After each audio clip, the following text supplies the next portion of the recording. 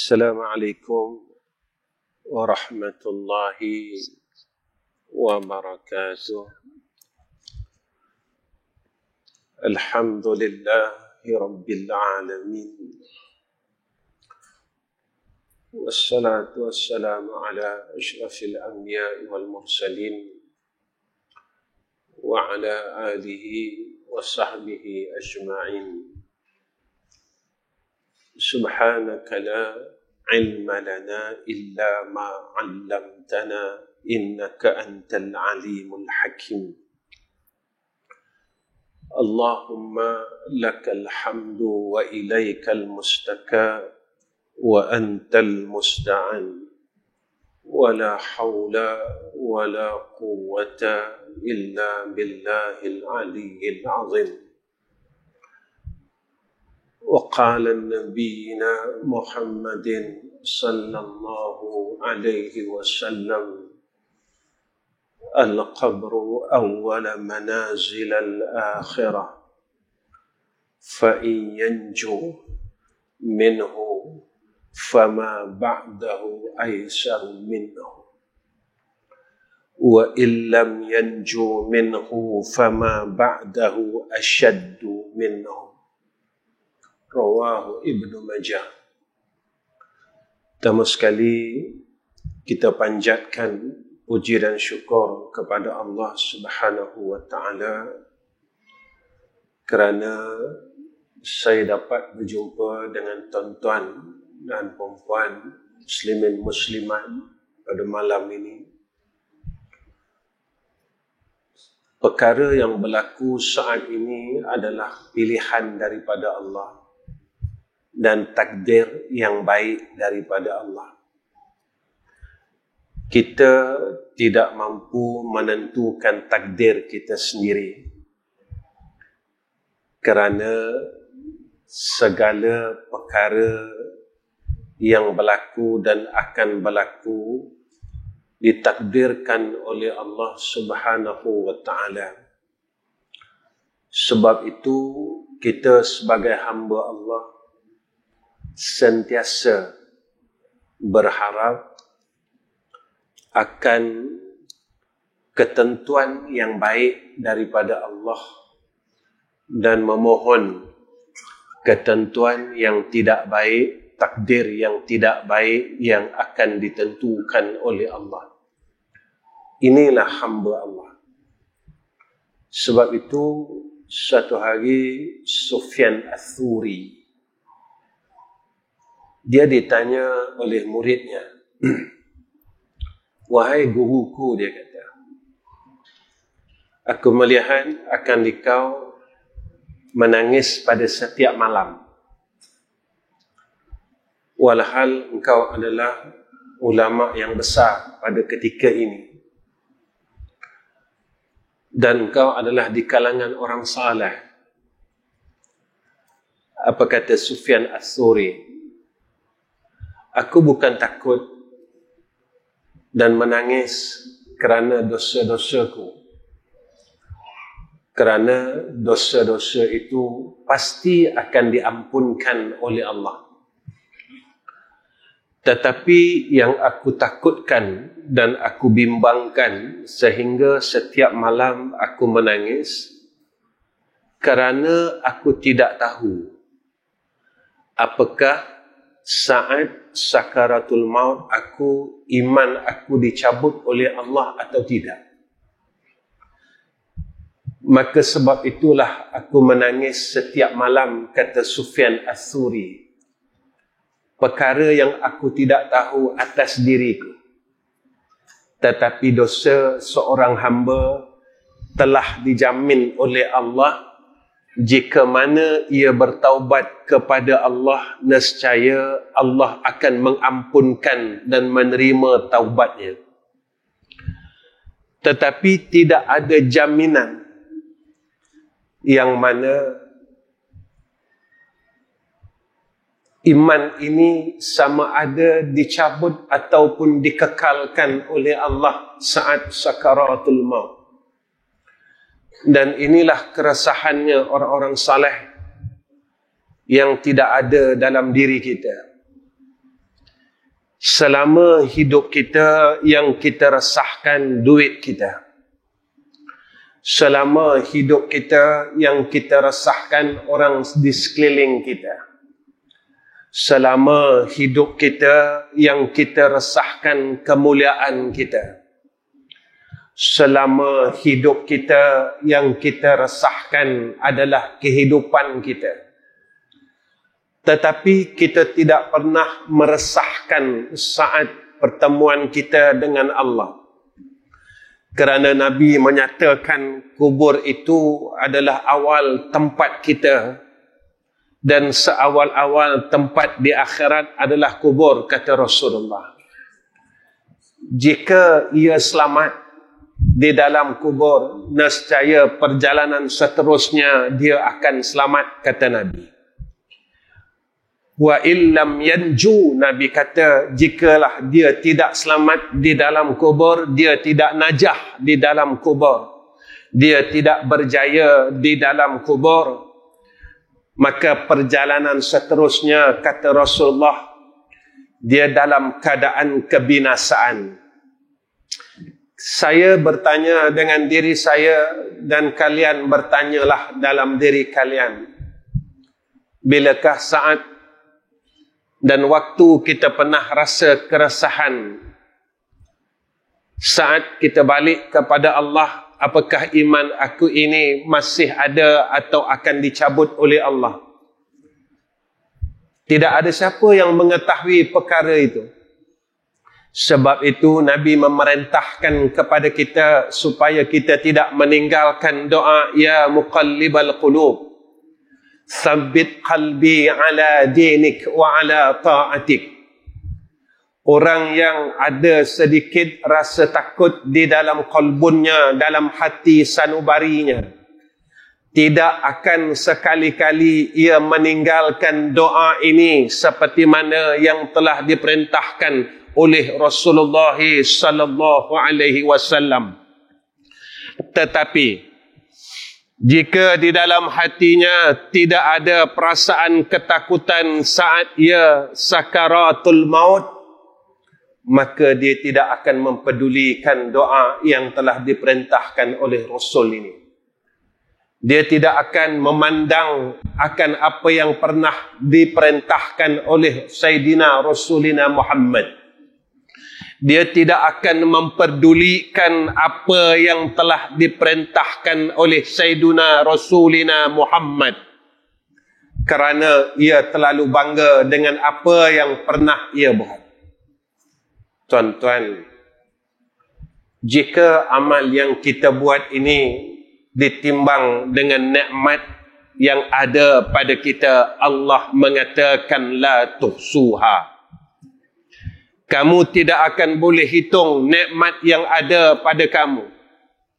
Ibadat yang kita buat, semayang yang kita buat, puasa yang kita buat, zikir yang kita buat, jika ditimbang dengan satu nikmat yang Allah berikan kepada kita, apa kata Allah? La tuhsuha.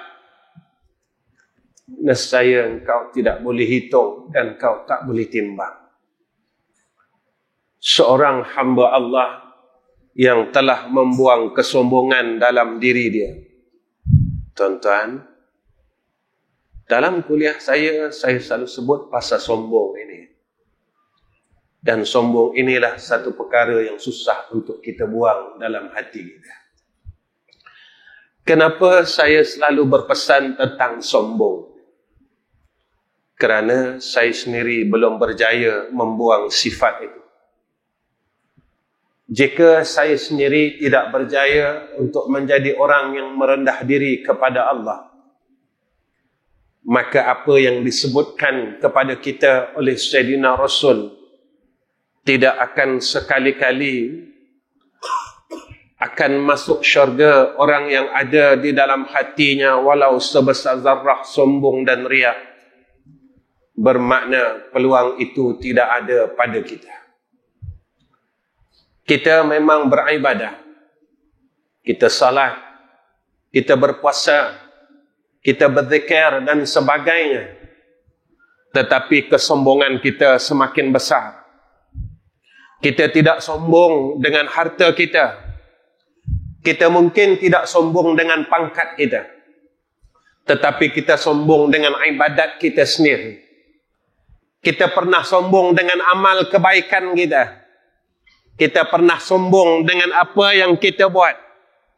Kita rasa kita lebih baik daripada orang lain yang tidak berbuat amal saleh. Kita rasa kita lebih baik daripada orang yang tidak memakai jubah dan serban. Maka sifat kesombongan ini kita tidak sedar semakin lama semakin membesar. Dan sifat itulah yang menghalang kita besok masuk syurga Allah Subhanahu wa ta'ala. Tuan-tuan yang dirahmati oleh Allah, rahmat Allah Ta'ala ini terlalu luas.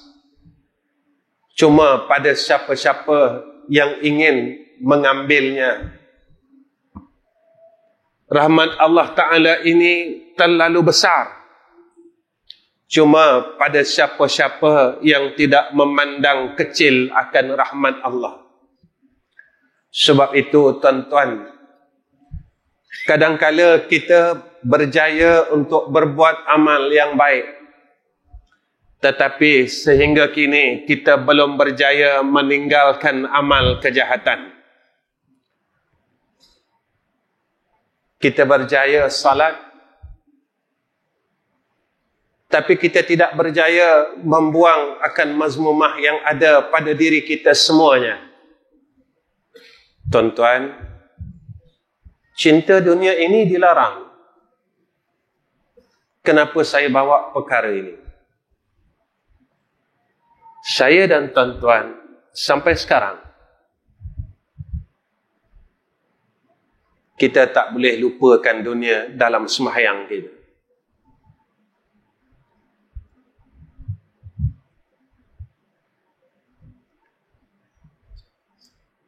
Walaupun mulut kita menyatakan takbiratul ihram, Allahu Akbar, akal dan hati kita masih sedang memikirkan dunia. Mulut kita masih memikirkan harta, perniagaan, kehidupan, dan semuanya berkisar di dalam salat kita. Kalau dalam salat kita masih memikirkan dan tidak mahu melepaskan dunia, apakah boleh kita lepaskan dunia di luar salat? Kalau dalam salat kita masih lagi peluk dunia, apakah kita boleh melepaskan dunia saat sakaratul maut? Kalau dalam salat kita tak mampu untuk melepaskan kehidupan ini dan dunia ini, walaupun saat itu kita sedang berhadap di hadapan Allah Rabbul Izzah, rupanya roh kita sedang menipu Allah. Alhamdulillahi Rabbil Alamin. Macam mana ya? Masalah ni dan masalah ini. Dan kita tahu bahawa saat kita membaca Fatihah, Allah sedang menjawab setiap Fatihah yang dibaca oleh seorang hambanya di dalam salat. Tuan-tuan, sepanjang hidup kita, kita membohongi Allah. Kita rasa kita hebat. Kita rasa kita bagus. Kita rasa kita orang yang dekat dengan Allah. Dengan sujud dan rukuk kita. Tetapi kamu sedang membohongi aku, wahai fulan bin fulan.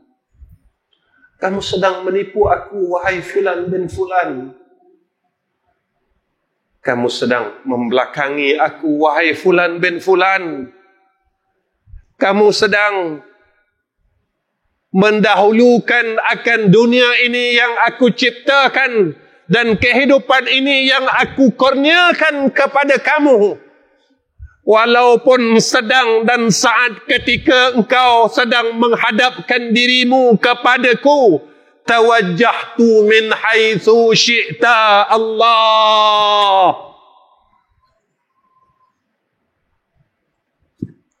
Kita masih menipu Allah. Kita masih membohongi Allah. Kita masih menindakkan Allah. Tuan-tuan, sampai bila? Tuan-tuan, sampai bila kita akan gagal dengan Allah? Sampai bila kita akan gagal dengan perkara ini di dalam kehidupan kita?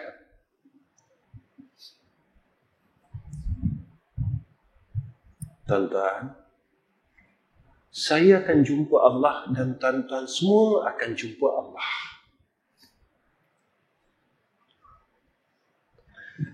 Saya tidak boleh menipu Allah dan tuan-tuan juga tidak boleh menipu Allah.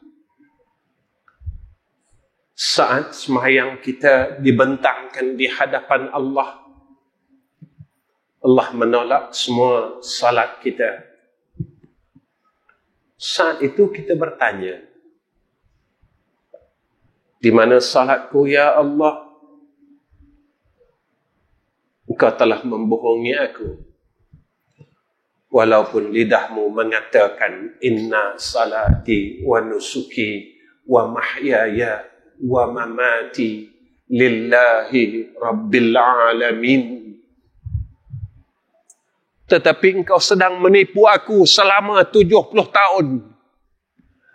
Engkau telah menipu aku selama 60 tahun. Engkau telah menipu aku selama puluhan tahun. Jika kita tidak berjaya, tuan-tuan, nescaya kita tidak akan terus berjaya. Sebab itu, saya dan tuan-tuan akan menuju satu tempat yang dinamakan liang lahat itu. Tidak boleh tidak, saya akan lalui dan tuan-tuan akan lalui. Tetapi jika mana saya dan tuan-tuan melaluinya dalam keadaan sikap kita seperti ini dengan Allah, bolehkah kita selamat, tuan-tuan? Ada satu hamba Allah datang menemui saya. Ustaz, saya selawat banyak. Saya kata alhamdulillah. Boleh tak saya dapat syafaat dengan selawat ini? Maka saya berkata kepadanya, selawat yang hakikat selawat itu adalah mengasihi orang lain. Inilah sebenar-benar selawat, kata Syekh kami. Jika mulut yang berselawat inilah mulut ini memaki orang lain. Jika mulut yang berselawat inilah hati yang berselawat, hati inilah yang telah membenci orang lain. Tuan-tuan, apakah Nabi suka pada orang yang membenci akan umatnya? Orang yang kita benci itu adalah umat Muhammad. Orang yang kita maki itu adalah umat Muhammad. Orang yang kita berkelahi itu adalah umat Muhammad. Orang yang sedang kita bermusuh itu adalah umat Muhammad. Orang yang sedang kita benci itu adalah umat Muhammad sallallahu alaihi wasallam. Tuan-tuan, pada pandangan tuan-tuan, adakah Rasulullah tidak bersedih saat kita membenci umatnya? Pada pandangan tuan-tuan, apakah Rasulullah tidak bersedih saat kita memaki umatnya? Apakah Rasulullah tidak bersedih saat kita memusuhi umatnya? Dan umatnya itu adalah ibu kita. Umat itu adalah kakak kita. Umat itu adalah abang kita. Umat itu adalah kawan dan sahabat yang pernah kita bersahabat dengannya.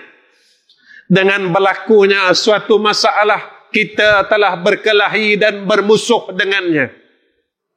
Dan mereka semua adalah umat Sayyidina Muhammad sallallahu alaihi wasallam. Tuan-tuan, jika kita inginkan kasih sayang Allah dan kasih sayang Sayyidina Muhammad, belajarlah untuk mengasihi umatnya yang berada di sekeliling kita.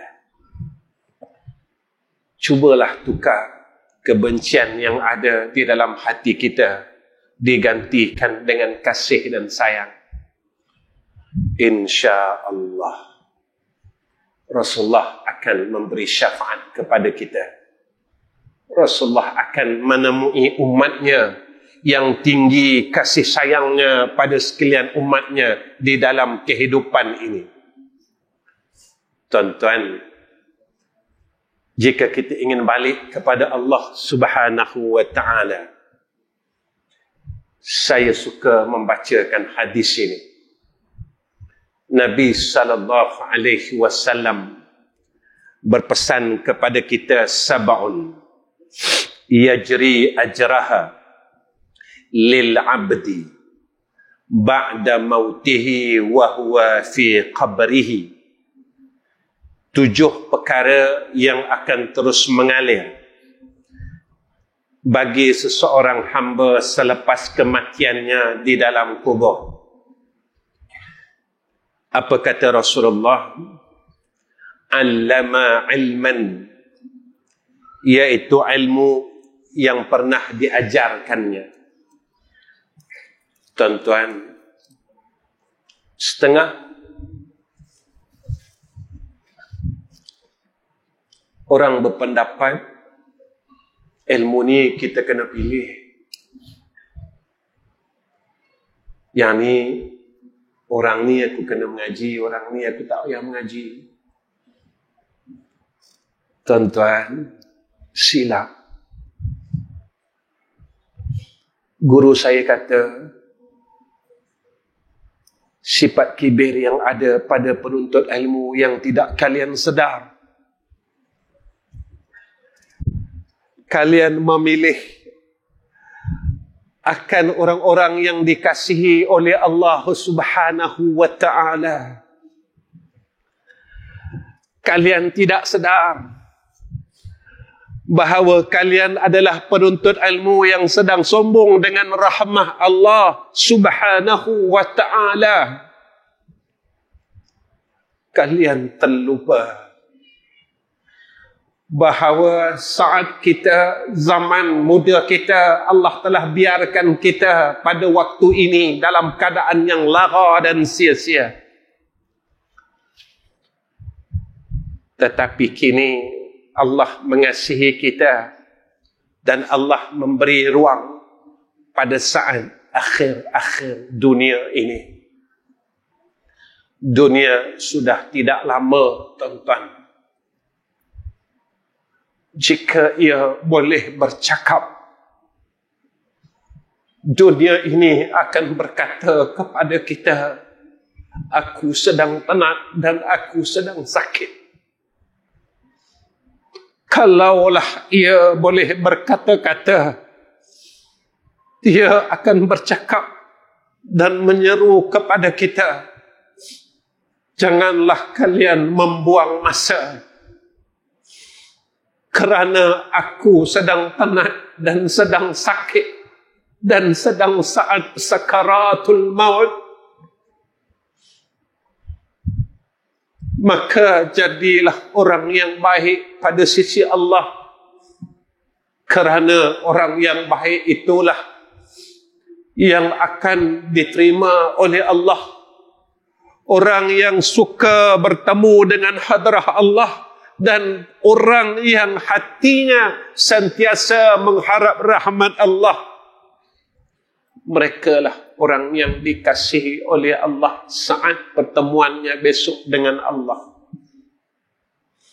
Tuan-tuan, kalau kita mengaji tauhid, bukan kita nak khatam kitab tauhid. Kita mengajilah kitab jenis apa sekalipun dalam ilmu tauhid, dia tetap ilmu yang sama. Tuan-tuan mengajilah kitab Bidayatul Hidayah, Risalah Tauhid, Aqidatun Najin, Umul Barahin. Ulama membahaskan perkara yang sama. Kalau kita mengaji ilmu tauhid, kita tidak boleh mentauhidkan Allah. Kita adalah orang yang gagal.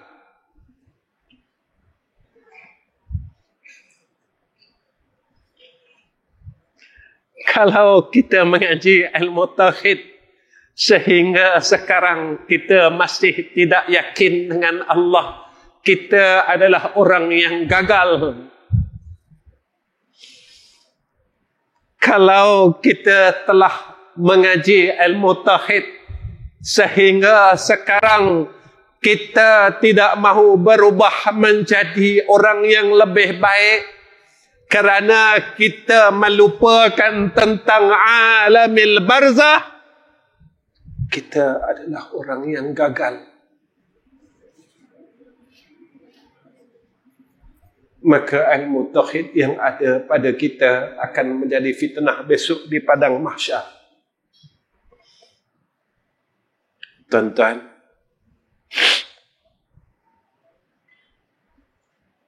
kita belajar Allah Maha melihat kan? Pernah tak kita rasa kita sedang diperhatikan oleh Allah? Ada hadis tak tuan-tuan? Ketika Jibril bertanya kepada Rasulullah sallallahu alaihi wasallam, "Ma huwal ihsan?" Kita dapat tak tuan-tuan benda ni? An ta'budallah ka'annaka tarahu. Ketika ia sedang berubudiah kepada Allah, ka'annaka tarahu, seolah-olah dia sedang merasakan akan hudurnya Allah. Kita belajarkan sifat wujud. Bila kita rasa wujudnya Allah, kita belajarkan sifat basar. Apa kata Rasulullah sallallahu alaihi wasallam, jika engkau tidak merasakan keadaan itu, fa innahu yaraka, maka sesungguhnya dia sedang melihat engkau. Bila tuan-tuan kita dapat sifat 20 itu, tuan-tuan, kalau kita tahu tapi kita tak yakin, kita gagal dalam kubur. Kalau kita tahu tetapi kita tidak yakin, saat malaikat bertanya kepada kita, "Man rabbuka?" kita akan gagal untuk menjawab, "Allahu Rabbi." Kerana apa? Kerana di dalam kehidupan kita, kita bertuhankan selain Allah Subhanahu wa ta'ala. Kita telah bertuhankan diri kita. Kita bertuhankan harta kita. Kita bertuhankan pangkat dan kemuliaan kita. Sehingga kita lupakan Allah adalah Rabb kita. Benar, tuan-tuan? Allah sebut dalam Quran. Allah kata, apa yang ada pada engkau ni semua dari Allah. Nikmat yang ada pada engkau ni, kata Allah, semua dari Allah. Nikmat yang ada pada kita, kata Allah, semua dari Allah. Tuan-tuan, Allah kata apa? Pada ayat seterusnya, bila engkau dapat malapetaka, kau cari Allah minta tolong. Tapi bila engkau dah selesai malapetaka, engkau dah selesai masalah engkau sekutukan Tuhan balik, kau sekutukan Allah balik. Tuan-tuan, Allah sebut dalam Quran perkara ini. Dan perkara itu yang sedang kita buat.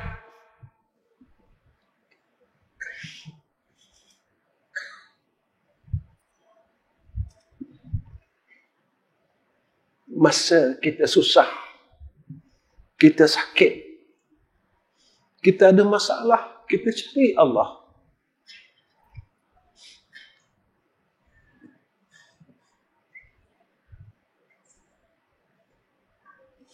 Tapi bila kita dah senang, kita dah sihat, kita dah selesai masalah, kita tinggalkan Allah.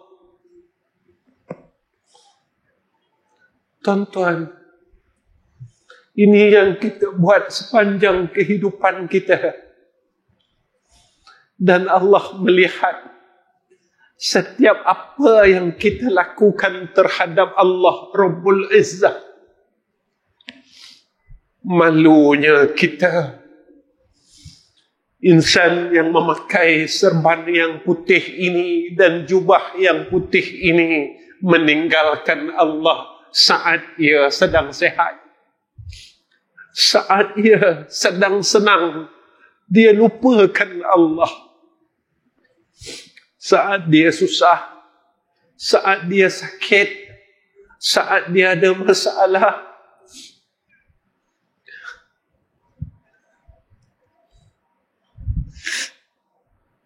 malu kita, tuan-tuan, dengan Tuhan. Malu kita, tuan-tuan. Malu kita dengan Allah. Tuan-tuan, saya sendiri, saya rasakan apakah saya boleh menyebut Allahu Rabbi saat malaikat bertanya dengan saya soalan itu.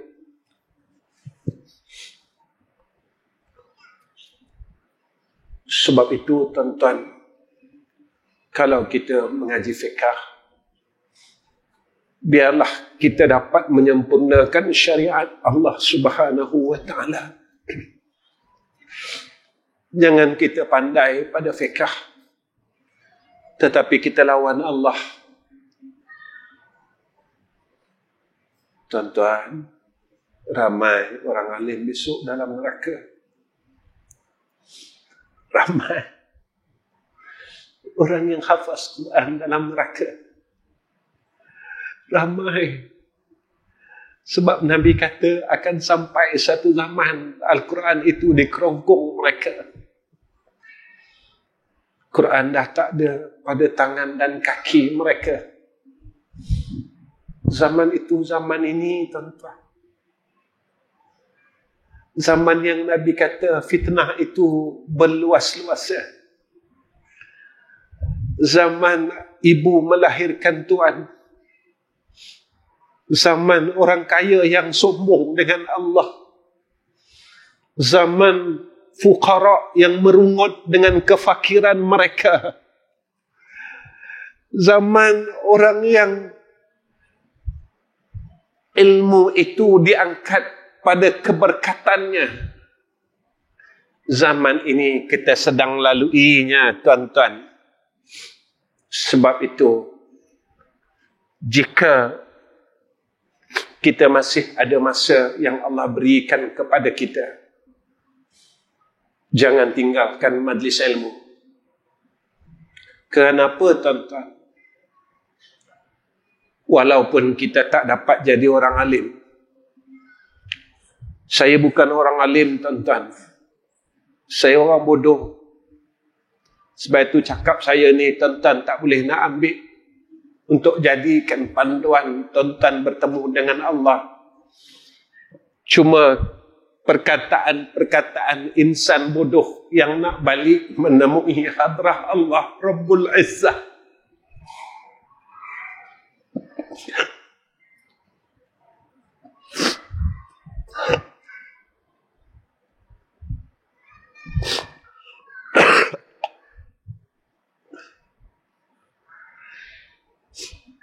Kalaulah saat kita balik bertemu dengan Allah besok, Allah tak pandang muka kita, macam mana tuan-tuan? Kalaulah besok saat kita balik jumpa Allah, Nabi tak nak tengok muka kita, macam mana tuan-tuan? Dalam dunia ni, kalau kita balik kampung, mak kita tak nak tengok muka kita, kita rasa sedih dan kita rasa kecil hati sangat-sangat.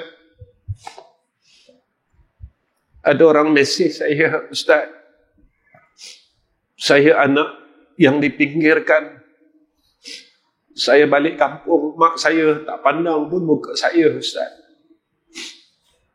Ayah saya buat tak tahu je sebab saya miskin. Saya cakap dengan dia, cuba kamu bayangkan, dalam dunia lagi kamu rasa kecil hati dan kamu rasa sedih. Saat besok kalau kamu balik, Allah tidak mahu memandang wajah kamu kerana kamu malu dengan rahmat Allah. Kamu malu nak beramal dengan agamanya. Kamu malu untuk beramal dengan Islam ini. Apa kata orang? Apa kata masyarakat? Kalau aku beramal dengan Islam dan Islam itu agama Allah, di akhirat besok Allah malu untuk memandang wajah hamba-Nya yang malu dengan Allah Subhanahu wa ta'ala di dalam kehidupan ini. Tuan-tuan, di mana kita ingin pergi lagi? Di mana kita ingin menagih simpati dan kasih? Sebab itu, tuan-tuan, saya nasihatkan diri saya dan tuan-tuan, perkara yang akan mengalir selepas kematian kita adalah ilmu yang kita ajarkan. Kalau kita tak dapat duduk tempat itu, jangan tinggal majlis ilmu, tuan-tuan. Carilah. Kenapa? Kerana orang yang sentiasa berada dalam majlis ilmu, pertama, hidup dia sentiasa dalam rahmat. Percayalah. Percayalah, tuan-tuan. Wahai anak muda semua, kalau kamu nak rahmat Allah, kejarlah majlis ilmu. Walaupun kamu tidak boleh menjadi orang alim, kerana inilah tempat dan ruangnya rahmat Allah yang turun seumpama mutiara hujan yang sedang turun daripada langit. Kedua, kejarlah majlis ilmu, kerana disitulah tempat keampunan daripada Allah. Orang bertanya kepada saya, Ustaz, kenapa saya sakit? Jawapan dia, dosa. Tuan-tuan, kalau penyakit kita masih tak baik-baik, tengok dosa kita. Muslimat, kalau penyakit kalian masih tak baik-baik, tengok dosa kalian. Saya tak tinggal semayang, Ustaz. Kalau kalian ada suami, pernah tak kalian tinggikan suara dengan suami kalian? Kalau kalian ada suami, pernah tak kalian mengkecilkan hati suami kalian? Maka ubatnya minta maaf dengan mereka. Suatu hari Imam Syafi'i ketika saat tuanya, orang bertanya kepada Imam Syafi'i, wahai Imam Syafi'i, saat engkau tua, kenapakah engkau masih sihat dan boleh melompat-lompat seperti mana orang muda? Imam Syafi'i menjawab, kerana saat zaman mudaku aku tidak melakukan maksiat.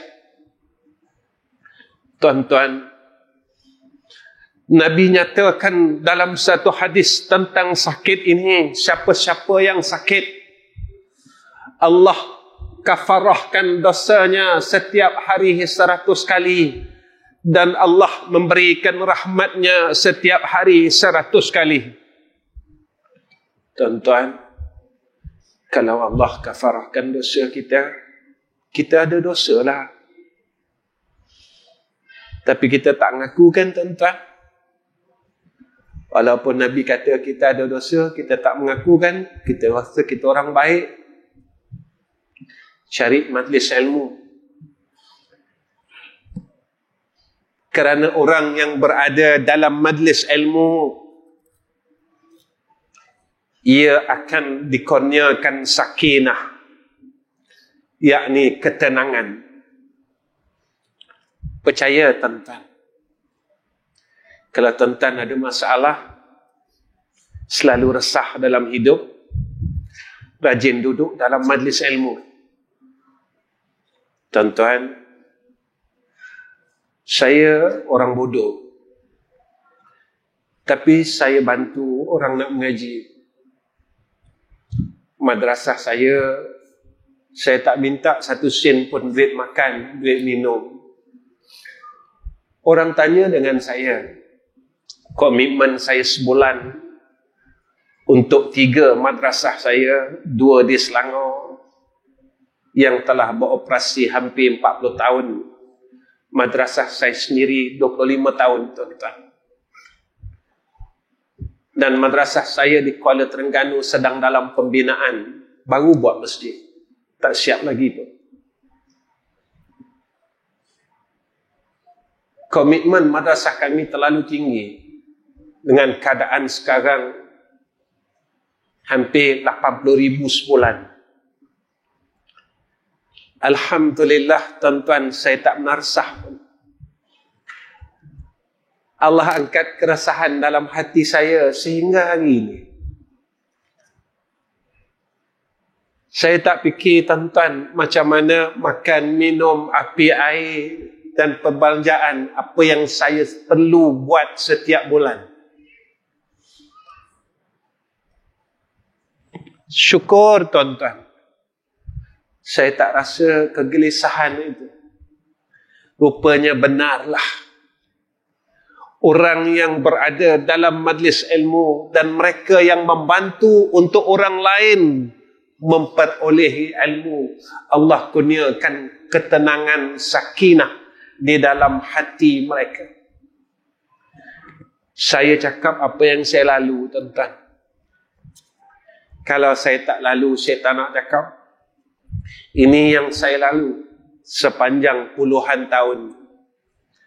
Orang tanya saya, Ustaz, macam mana Ustaz selesaikan 80,000 sebulan selama beberapa tahun? Saya kata, saya tak tahu. Saya tak ada perniagaan. Saya tak ada sumbangan ikhlas yang sering saya buat. Saya tak ada apa-apa. Cuma jawapan saya hanya ada Allah Subhanahu wa ta'ala. Dalam hati saya sentiasa berkata, Ya Allah, janganlah kau tinggalkan hamba-Mu ini, Ya Arhamar Rahimin. Walaupun saat hamba-Mu ini jatuh kepada kesalahan, dosa dan maksiat, tetapi tolonglah jangan kau tinggalkan hamba-Mu ini untuk berbuat kebaikan saki baki umurnya, yang insan ini tidak tahu bilakah saatnya insan ini akan bertemu dengan hadrah Allah. Tuan-tuan, orang yang berada di dalam majlis ilmu, apa yang akan diperolehinya? Keberkatan. Kalau kita nak berkat, carilah majlis ilmu, tuan-tuan. Biar jadi macam lebah, jangan jadi macam lalat, kata ulama. Lebah ini, di mana pun ia berada, dia sentiasa mengenal madunya. Jangan jadi seperti lalat, walaupun madu berada di hadapannya, ia tetap mencari sampah-sampah yang keji dan kotor. Tuan-tuan, walaupun kita bukan besar ilmunya, tetapi biar jadi lebah yang kecil makhluknya, tetapi memberikan besar manfaat kepada seluruh manusia yang ada dalam dunia. Tuan-tuan, Nabi adalah kekasih Allah, tapi Nabi korbankan dirinya untuk kita. Nabi lukakan tubuhnya untuk kita. Nabi jadikan darahnya jatuh di bumi untuk kita. Tapi apa kita buat untuk Nabi? Apa yang telah kita balas pengorbanan Nabi?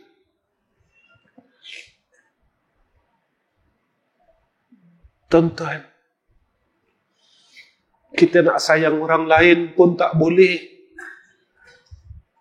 Kita nak maafkan kesalahan orang lain pun tak boleh. Kerasnya hati kita sehingga kita berkata, aku tidak maafkan dia, sehingga besok di hari kiamat. Kejinya kita, tuan-tuan.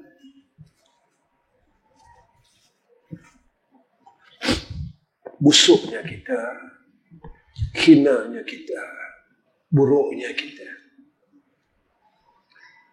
Nabi kata apa lagi, tuan-tuan? Tuan-tuan, kalau kita duduk dalam majlis ilmu, apa yang kita perolehi? Hidayah. Tuan-tuan bacakan hadis.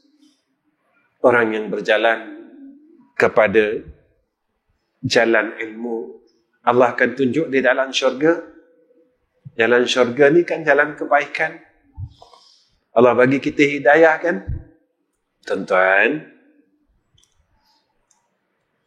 kalau Allah bagi kita hidayah, kita buat salah, terus kita ditegur oleh Allah. Kau salah ni.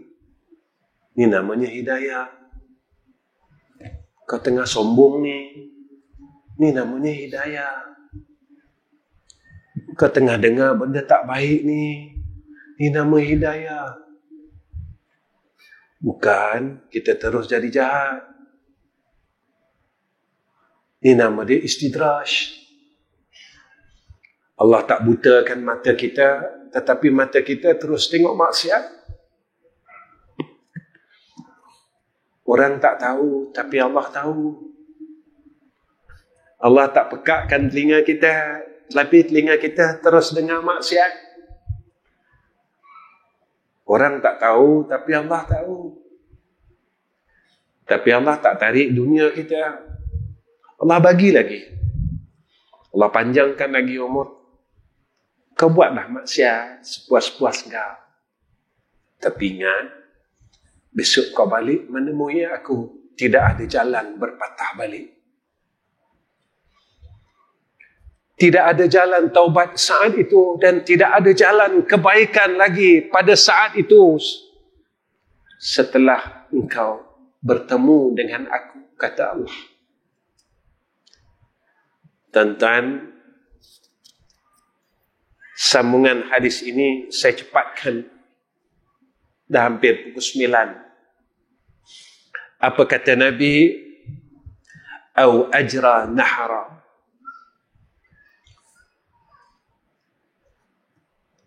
Au hasara bi'ra. Kita buat saliran air ataupun kita buat perigi, tuan-tuan. Ceritanya macam ni. Bukan buat perigi, tapi perigi yang kita buat menjadi manfaat kepada umat Islam sehingga kini. Jangan buat perigi, tapi perigi buta. Biar orang dapat minum, biar orang dapat baik, biar orang dapat manfaat. Tuan-tuan, Ustaz, macam mana saya nak buat perigi sekarang? Macam ni, kita ada duit kan? Tolonglah bayar bil air kawan-kawan yang susah. Kita kan dengar cerita dia tengah susah. Kehidupan sekarang yang terlalu mencabar. Aku ada rezeki, boleh tak aku bayarkan api air engkau? Aku tahu engkau tengah susah. Kau semayang, aku dapatlah. Kau ambil wuduk, aku dapat. Engkau mandi, aku dapat. Engkau buat apa, aku dapat. Kerana kebersihan itu kesayangan Rasul. Dan kebersihan itu kesayangan Allah. Innallaha yuhibbut tawwabina wa yuhibbul mutatahhirin. Apa salahnya? Kita ada duit kan? Carilah masjid di tempat kita. Bayarlah air. Bayarlah api. Jadilah orang cerdik untuk mendapat kebaikan. Jika sebulan itu kita bayarkan bil air dan bil api masjid di qaryah kita. Tuan-tuan, jangan melihat masjid aku banyak duit. Jangan melihat tabung masjid aku banyak duit. Tetapi kita lihatlah bagaimana untuk aku masuk syurga Allah dengan jalan duit yang ada pada diriku dan simpananku. Sebulan kita bayarkan bil air masjid. Berapa ramai orang yang semayang kita dapat. Berapa ramai orang yang ambil wuduk kita dapat. Berapa ramai orang yang melepaskan hajatnya kita dapat dengan kita memudahkan urusan orang lain. Tuan-tuan, kita ni kadang-kadang nak buat baik, suka tengok orang. Tak payahlah. Tuan-tuan, kalau kita bayarkan bil api masjid di tempat kita, kita harap, ya Allah, mudah-mudahan besok kubur aku terang ya. Kerana aku telah menerangkan rumahmu, ya Allah. Besok saat aku mati, tolonglah terangkan rumahku di alam barzakh. Kerana selama mana hidup aku ini, aku telah berusaha untuk menerangkan rumahmu, ya Allah. Ya Allah. Kerana orang yang memuliakan rumahmu, pasti engkau akan memuliakan insan itu, ya Arhamar Rahimin. Apa kata Nabi, amalan yang mengalir selepas kematian, tanam pokok kurma, kata Nabi, ataupun keadaan sekarang, tanamlah pokok buah-buahan, dan biarlah pokok itu dapat dimanfaatkan oleh orang sekeliling. Mereka menikmati buah-buahan tersebut. Tuan-tuan, sekarang nak tanam pokok dah susah. Kalau ada duit, bagi makan orang, tuan-tuan. Kalau ada duit, bagi makan orang Saya serulah orang yang hadir pada malam ni, kalau kita ada harta, belajar bagi makan orang. Tuan-tuan, kalau kita tak nak lapar besok di padang mahsyar, dalam dunia ni belajar kenyangkan orang. Tak rugi, tuan-tuan. Sebab ini pesanan yang pertama Nabi selepas daripada hijrah. Nabi kata, sebarkan salam, hubungkan silaturrahim, beri makan. Yang keempat, Nabi kata, sallu fil laili, semayang malam. Bagi makan, tuan-tuan. Kita usah belajar untuk tempat kita, beri kita makan. Besok 10 Muharram kan, disunatkan kita lebihkan isi rumah kita. Jangan kedekut dengan isi dan anak-anak. Lebihkan besok makanan isi rumah. Tuan-tuan, Cari anak yatim kalau ada. Cari anak yatim, buat baik dengan mereka. Tuan-tuan, tak jumpa anak yatim tak apa. Kalau ada orang susah di tempat kita, cari mereka. Cari mereka, tuan-tuan. Kita menyampaikan satu hajat saudara kita yang Islam, Allah akan sampaikan 1000 hajat kita besok dekat akhirat. Kat sana susah, tuan-tuan. Susah kat sana. Ramai orang cari kita. Orang yang kita mengumpat cari kita. Orang yang kita maki dulu cari kita. Orang yang kita benci cari kita. Orang yang kita zalim dulu cari kita. Semua orang cari kita. Semua orang mahukan kita. Kita nak lari mana masa tu? Semayang tak banyak. Amal tak banyak. Tapi semua orang cari kita. Tuan-tuan, dalam dunia ni, kalau kita nak pergi satu-satu tempat, kita akan lalu immigration. Betul tak? Kalau kita bawa benda salah, takut tak, tuan-tuan? Kita kata nanti orang akan tangkap aku. Kalau dia dapat benda salah, pihak immigration akan masukkan aku dalam penjara. Tuan-tuan, kita nak terbang pergi alam akhirat. Ada tak benda salah yang kita bawa? Cek, tuan-tuan. Saya periksa dan tuan-tuan periksa. Ada tak benda salah lagi yang aku bawa ni?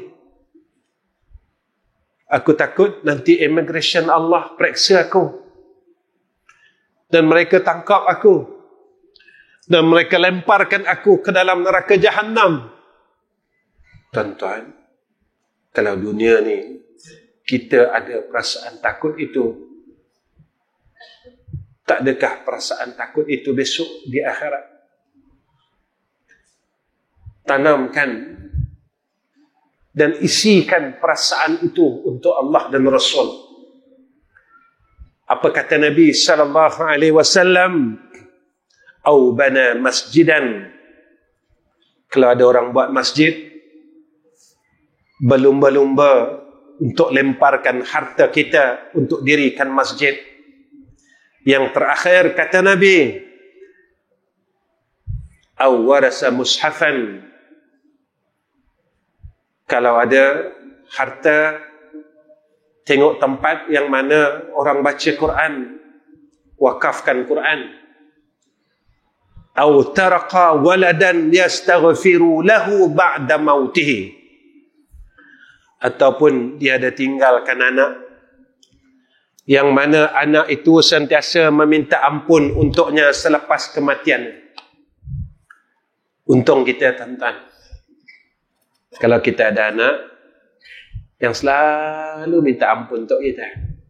Percayalah, tuan-tuan, apa yang Nabi sebut, saya pegang sungguh-sungguh. Pada akhir kuliah saya, tuan-tuan, saya kongsikan perkara yang terakhir yang Nabi sebut, ataupun seorang anak yang minta ampun untuknya selepas kematiannya. Antara salah satu amalan ayah kami, itu almarhum Ustaz Ghazali bin Hasbullah. Setiap bulan, tuan-tuan, dia akan kumpulkan anaknya, menantunya dan cucunya untuk bacakan tahlil bagi arwah ibu dan ayahnya. Bertahun-tahun, tuan-tuan, amalan itu sewaktu ia hidup, dia buat dengan kami, tuan-tuan. Selepas kematiannya pada 12 tahun yang lalu, amalan yang dibuat oleh ayah kami, saya sebagai anak nombor 3, tuan-tuan, saya yang teruskan amalan itu sehingga sekarang. 12 tahun ia telah meninggalkan kami. Tetapi kami setiap bulan tidak pernah meninggalkan untuk mengumpulkan cucunya, anak-anaknya, menantunya. Saya akan kumpulkan seluruh adik-beradik saya, ipar duai saya, anak saudara saya setiap bulan. Kami akan membacakan tahlil untuk arwah ayah dan ibu kami, atuk dan nenek kami setiap bulan. Benarlah apa kebaikan yang pernah kita buat pada orang lain di dalam hidup kita, kita juga akan mendapat kebaikan itu selepas kematian kita. Percayalah. Percayalah. Percayalah. Jika sesuatu kebaikan yang kita istiqamahkan, yang pernah kita buat untuk orang lain semasa hidup kita, setelah ketiadaan kita, kita akan dapat kematian yang sama, kita akan dapat kebaikan yang sama, tuan-tuan. Percayalah. Ini yang dijanjikan kepada kita akan orang yang berbuat amal saleh. Tuan-tuan yang saya kasih sekalian, saya rasa cukup. Setakat ini pertemuan saya dengan tuan-tuan. Ada beberapa perkara yang nak saya tinggalkan supaya kita besok dalam keadaan mudah untuk balik bertemu Allah. Pertama, tuan-tuan jangan tinggalkan surah Al-Insyirah, Alam Nashrah, selepas waktu maghrib dan subuh sebanyak 3 kali. Lepas semayang maghrib 3 kali, lepas semayang subuh 3 kali. Mudah-mudahan saat sakaratul maut kita mudah. Kedua, tuan-tuan jangan tinggalkan surah At-Taubah 128, 129. Ayat apa tu Ustaz? Kalau saya baca, tuan-tuan mesti ingat. Laqad ja'akum rasulun min anfusikum azizun 'alaihi ma 'anittum harisun 'alaikum bil mu'minina raufur rahim. Fa in tawallaw faqul hasbiyallahu la ilaha illa huwa 'alaihi tawakkaltu wa huwa rabbul 'arsyil 'azim. Siapa yang beramal dengannya, sekurang-kurang tuan-tuan baca 3 kali selepas maghrib dan subuh, dia tidak akan ditimpakan dengan musibah kematian yang mengejut. Tuan-tuan, bagaimana orang yang biasa beramal dengan ayat ini, jika satu hari dia lupa akan ayat ini, dia tidak akan boleh membacanya, maka inilah tandanya yang dia akan balik menemui Allah Subhanahu wa ta'ala. Dan inilah orang yang dipilih oleh Allah untuk bersiap sedia. Orang yang beruntung, kata Nabi, wa amila lima ba'dal mauti. Dan yang ketiganya, tuan-tuan, saya ingin tinggalkan kepada tuan-tuan satu perkara untuk kita mudah sakaratul maut. Lazimkan bersedekah di dalam hidup kita. Walaupun bukan dengan jumlah yang banyak, tetapi jadikan amalan yang istiqamah.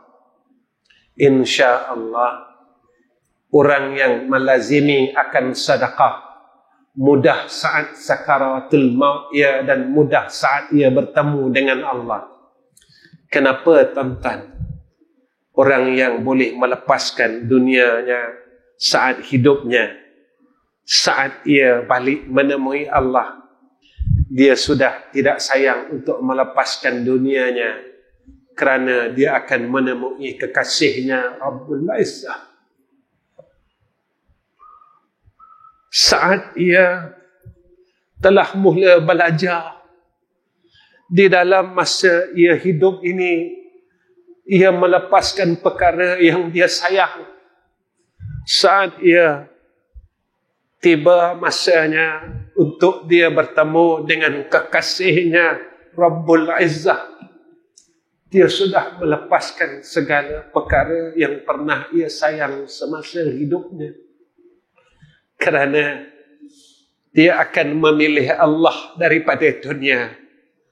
Saat ia diberi pilihan, wahai fulan bin fulan, jika engkau diberi pilihan untuk engkau tetap lagi di dalam dunia, ataupun engkau diberi pilihan untuk engkau bertemu dengan Allah Rabbul Izzah, saat itu ia boleh berkata kepada malaikatul maut, aku memilih untuk bertemu dengan Tuhanku yang maha tinggi. Aku memilih untuk menemui akan kekasihku yang telah lama aku rindui. Aku memilih untuk bertemu dengan Allah Rabbul Izzah. Kerana kita telah mula melepaskan perkara yang kita sayang di dalam dunia untuk kita menemui Allah yang amat kita sayangi. Tuan-tuan, saya pada akhir kuliah saya mohon ampun, saya mohon maaf atas ketidaksopanan saya di dalam kuliah ini. Minta ampun, minta maaf jika apa yang tuan-tuan harapkan tuan-tuan tidak dapat pada malam ini.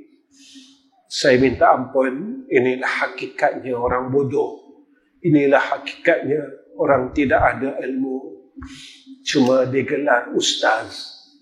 Tapi pada hakikatnya si bodoh yang malang, walaupun digelar berbagai gelaran, hakikatnya adalah insan yang bodoh serta dalam keadaan yang terumbang-ambing, yang tidak tahu jalan balik untuk menemui Allah Rabbul Izzah. Wa akhirul kalam. Assalamualaikum warahmatullahi wabarakatuh. A'udzu billahi minasy syaithanir rajim. Bismillahirrahmanirrahim. Alhamdulillahi rabbil alamin. Wassalatu wassalamu ala asyrafil anbiya'i wal mursalin wa ala alihi wa sahbihi ajma'in. Ya Allah, izinkanlah kami semua menyebut akan nama-Mu, walaupun mulut kami penuh dengan kekotoran dosa dan maksiat. Ya Allah, izinkanlah lisan-lisan kami dan mulut kami ini memuja-muja dan memuji akan nama-Mu, Ya Allah. Khususnya kami dapat menyebut nama-Mu saat kami sakaratul maut. Ya Allah, jadikan lisan kami ini tidak keluh dan kami tidak lupa akan-Mu, Ya Allah. Saat kami menemui Engkau kelak, Ya Arhamar Rahimin. Ya Allah, pimpinlah lisan kami, hati kami dan seluruh anggota zahir kami ini ke jalan Engkau yang lurus. Jika kami sedang tersesat, Ya Allah, tolonglah tegur kami, tolonglah pimpin kami, tolonglah tarik tangan kami, Ya Allah, daripada jalan kesesatan, agar kami tidak terus sesat dan terus sesat, Ya Allah. Ya Allah, kami mohon dengan bersungguh-sungguh, Ya Allah, jika kami sedang menuju ke jalan neraka Engkau, Ya Allah, tolonglah tahan kami, Ya Allah. Tolonglah tahan kami, Ya Allah. Tolonglah tahan kami agar tidak terus menuju kepada neraka Engkau, Ya Arhamar Rahimin. Ya Allah, pada saat akhir hidup kami, tolonglah bantu kami untuk kami jadi insan yang baik. Kami tak kuat, Ya Allah. Kami selalu jatuh bangun, Ya Arhamar Rahimin. Kami terlalu lemah, Ya Allah. Boleh tolonglah, Ya Allah. Boleh tak Kau tolong kami, Ya Allah. Boleh tak kami dapat sedikit daripada rahmat Engkau. Boleh tak kami dapat sedikit daripada kasih sayang Engkau, Ya Allah. Ya Allah, unzur ilaina, unzur ilaina, unzur ilaina, unzur ilaina, unzur ilaina, Ya Allah. Sallallahu ala Sayyidina Muhammad wa ala ali Sayyidina Muhammad. Walhamdulillahi Rabbil Alamin.